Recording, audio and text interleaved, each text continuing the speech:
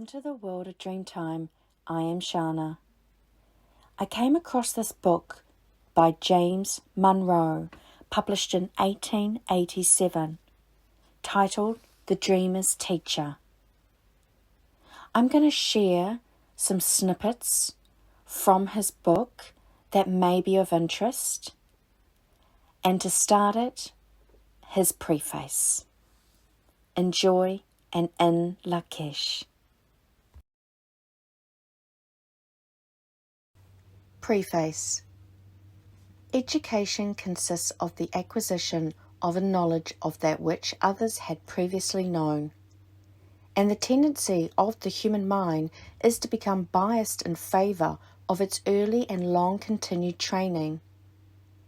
Therefore, originality of thought is most frequently found among those whose minds have not been trained in the routine of previous knowledge during a long period of time.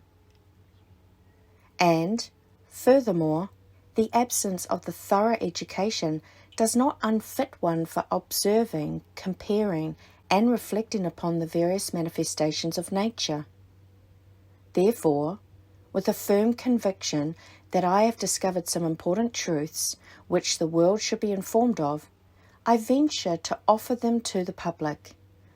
Although not more than one of my 64 years has been spent in a schoolroom, and but a small portion of my time has been spent literary work, the balance of my time having been spent in hard labour, business, and the common cares of rearing and providing for a family. My literary work has been wholly limited to my past and present efforts in developing and propagating the truths connected with the subject of dreams and visions. I have lost some money in my previous efforts to publish these truths, but I do not regret these efforts, and shall be pleased, although I suffer still further loss, provided these truths shall be advanced thereby. The Author. Richard Baxter never awoke but from out a dream. He believed the soul was ever active, but that a remembrance of its actions was not always carried into the waking state. Dr. Watts entertained a similar belief.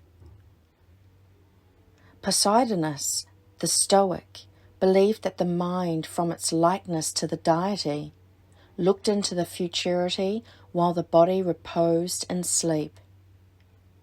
He also believed the mind to be affected by the countless immortal spirits which abound in the air, and which are stamped with certain signs of truth, and also that the gods themselves commune with mortals. Strabo supposed the human understanding to be more sensitive in dreams than at other times. Cyrus, the elder, claimed that sleep resembled death, that the soul could foresee and foreknow while the body slept. Aristotle believed that dreams might be supernaturally commissioned. He also believed that the mind possessed superior powers during sleep. Plato believed in dreams to be emanations of the divinity. Chaucer believed dreams to be divinely inspired. Catherine de Medicis and her daughter received revelations through dreams, and many artists, mathematicians, and others have performed their greatest intellectual feats during sleep. From information gathered from general intercourse with the world, I am led to believe that my own experience in dreaming represents the average in the number of dreams among the masses of people generally. I have kept a record of my dreams during many years past, and find by reference to that record that the average of my experiences amount to about 200 dreams per year.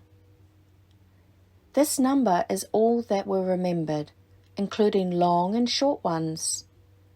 They were received quite irregularly, sometimes 2 or 3 in one night, with a waking interval after each one of them, and at other times I have passed many nights without any dreams. Fatigue, anxiety, or, as before stated, hot weather appears to be among the chief causes which prevent a remembrance of dreams. The length of my dreams, as recorded, varies from 1 line to 2 pages of foolscap, the average being about a dozen lines to one dream. Some were as vivid as reality, while others were only partially recalled by considerable mental effort. I have no doubt but a large portion of them were symbolic foreshadowings of events relating to my various business enterprises, but the signification of the greatest number of them was never discovered, and the meaning of some others was discovered too late to profit by the foreknowledge which they brought. The signification of some others seemed plain enough, but they were disregarded, and loss suffered in consequence of so doing. And yet I can recall a very small number which were understood and heeded, and their benefits realized. I am well aware that in the eyes of those who judge of all benefits according to their pecuniary aspects, the work of my spare hours during many years will appear trifling. But I am very certain that I have found evidence in the inspiration of some dreams that the soul without the flesh can act, and that it does so act, both while it is yet bound to the flesh and also after it has shuffled on the mortal coil. And the demonstration of such facts is no trifle, but well worth the patient effort of years, for it has established knowledge where even faith was dying out. I know that all dreams do not originate in the natural mind, because some are prosthetic, and the natural mind has no prosthetic faculty. And in case of an incidental event, such as the accidental discharge of firearms by which a life is lost, the event is often foreshadowed in a dream before it has an existence elsewhere. So far as the natural mind can know, for there appears to be no natural causes in operation to bring about such an event, for in such case all depends either upon the impulse of the mind or thoughtless motion of the hand, and the moment of its occurrence.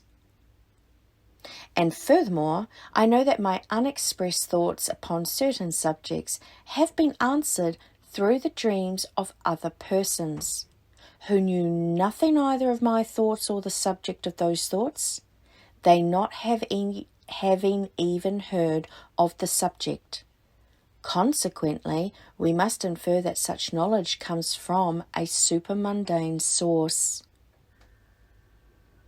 The greatest obstacle in the establishment of a universal conviction of the fact of prophetic dreams is the symbolic language in which the greater number of them are received. Joseph of Egypt, Daniel of the Hebrew captives in Babylon, author of many books, including the studying of dreams, among the works here named or unnamed, appear to have gained the great celebrity. He flourished in the 2nd century of our era and established a system of correspondence to collect facts relating to the subject. He wrote that the results of his investigations and conclusions in a work of 5 volumes. It has been translated into several languages, but the age in which he wrote, and for many centuries later, the masses were unlearned, the printing press unknown, and consequently his work could not be fully appreciated. And in the Middle Ages, and also in more modern times, the disposition and power of the Church has been such as to silence, by persecution and disapproval, all matters relating to spiritual phenomena which did not come through the regular channels of the priesthood and contribute to the support of the same. Consequently, all valuable ancient literature and discoveries relating to dreams and their interpretations has disappeared from the world, and nothing but the worthless and flashy stuff remains. Therefore, these pages are almost wholly original. Dreaming, on account of its frequency, is the most prolific source of evidence concerning the spiritual world and life and intelligence independence of the material organs.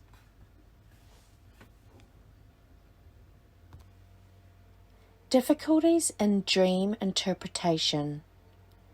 Opinions of matters and things are formed from such related circumstances as are presented to the mind.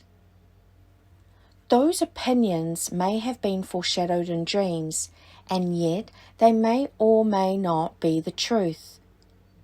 This fact constitutes one of the chief difficulties in our efforts to interpret dreams.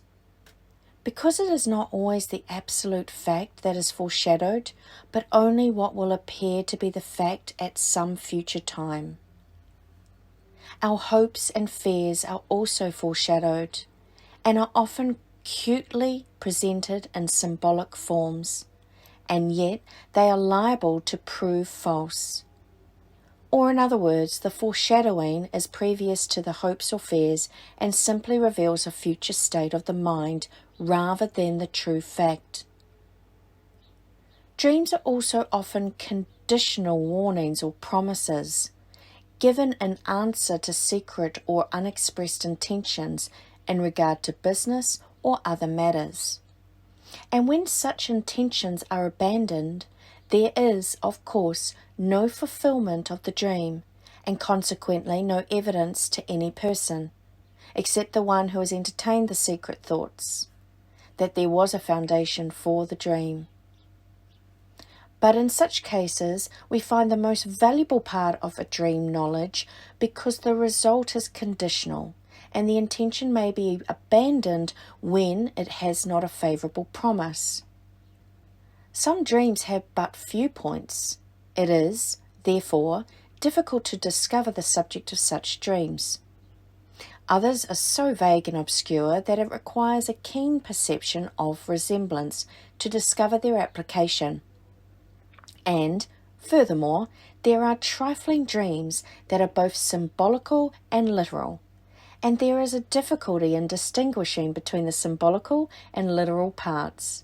And there are also dreams produced from the psychological causes, etc. Then we have the theory of lying spirits, which has some evidence for its support, but which we yet hope may be otherwise explained. But after making due allowance for the difficulties before mentioned and all others which remain to be discovered, we yet have a valuable truth remaining, and we may hope that a more thorough knowledge of the subject will enable us to separate the truth from all its surrounding difficulties.